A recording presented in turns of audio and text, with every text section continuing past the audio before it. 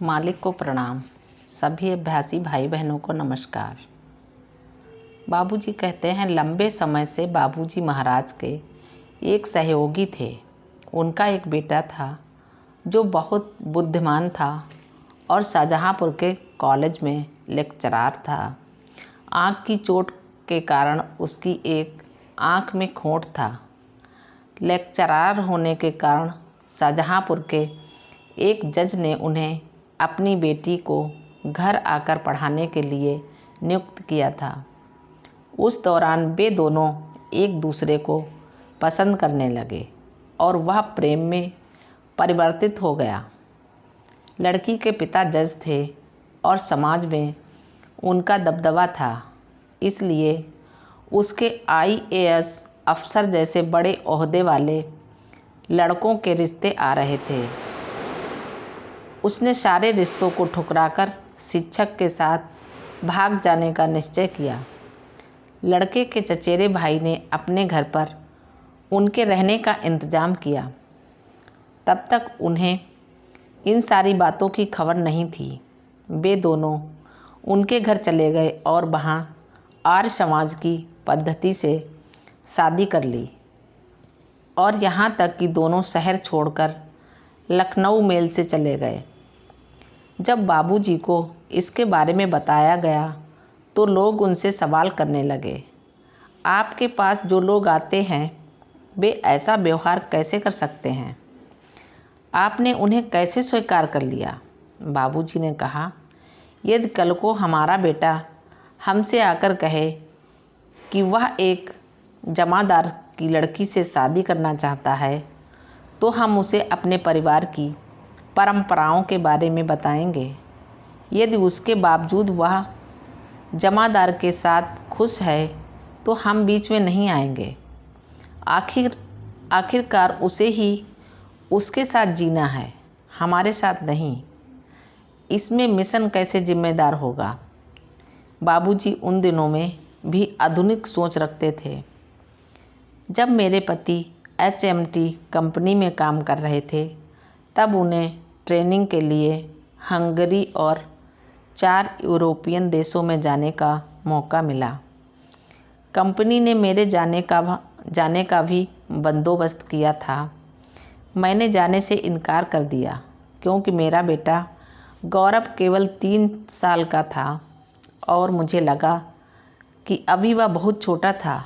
मैं उसे अकेले नहीं छोड़ सकती थी और उसे साथ ले जाने के लिए सभी लोग असहमत थे। उनका कहना था वहाँ विदेश के मौसम में उसे बहुत दिक्कत होगी, तो मैंने विदेश जाने का विचार ही छोड़ दिया। उसी दौरान मेरे ससुर जी ने कहा, मैंने इसके पिता को पाल पोस कर बड़ा किया है तो मैं इसका भी पूरा ख्याल रखूँगा। ये तो केवल 3 महीनों की बात है। फिक्र मत करो, तुम जाओ। ऐसे मौके बार बार नहीं मिलते। आखिरकार मैंने गौरव को घर पर छोड़कर अपने पति के साथ जाने का निश्चय किया। मैंने बाबूजी को इसी विषय में खत लिखा।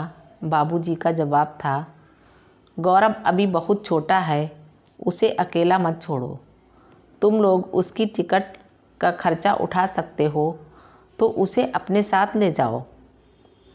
पार्थसारथी को भी सूचित करो और जिस देश तुम जाने वाली हो वहाँ के अभ्यासियों का पता ले लो। बाबूजी का खत मिलने के बाद मैंने गौरव को अपने साथ ले जाने का मन बना लिया। हमने गौरव को टीके दिलवाए और उसकी टिकट भी बुक करवाई। उसका वीज़ा भी तैयार हो गया था, जैसे ही बाबूजी महाराज ने कहा था। अभ्यासियों के पते के लिए मैंने चारी जी को पत्र लिखा, जो उस समय मिशन के जनरल सेक्रेटरी थे। जब तक मैंने देश छोड़ा तब तक उनके पास से उत्तर नहीं मिला। विदेश जाने से कुछ दिनों पहले मेरे ससुर जी कलकत्ता से आए और गौरव को अपने साथ ले जाने के लिए जोर देने लगे। मुझे अकेले अपने पति के साथ जाना पड़ा।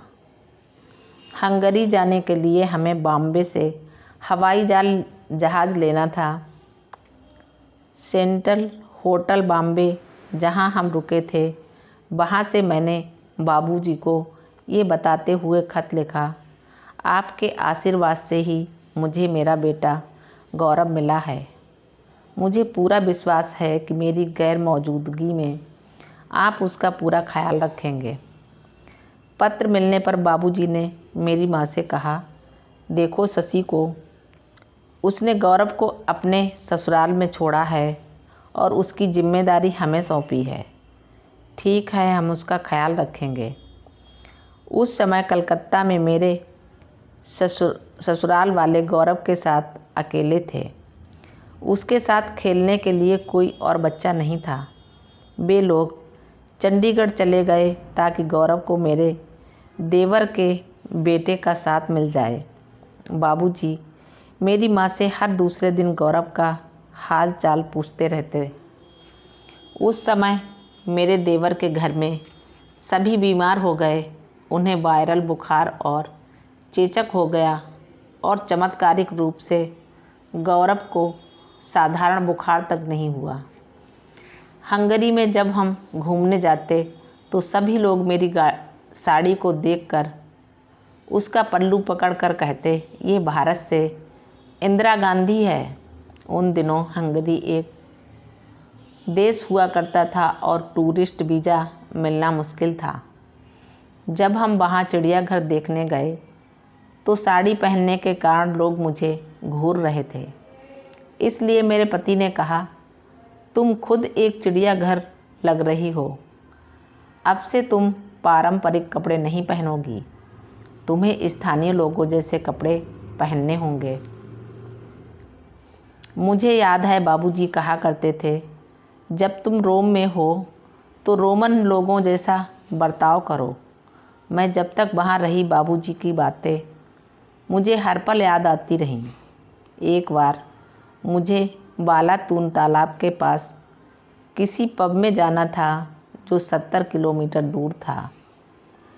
ये वह जगह थी जहाँ श्री रविंद्रनाथ टैगोर ने अपने आखिरी दिन बिताए थे। मैं अपने पति, उनकी कंपनी के सहयोगियों, हंगेरियन सहकर्ता और 2 वरिष्ठ अधिकारियों के साथ वहाँ गई थी। उन लोगों का कहना था मेरा होटल में अकेले रहना ठीक नहीं था, क्योंकि पूरे ग्रुप में मैं अकेली महिला थी। न चाहते हुए भी मुझे उनके साथ जाना पड़ा।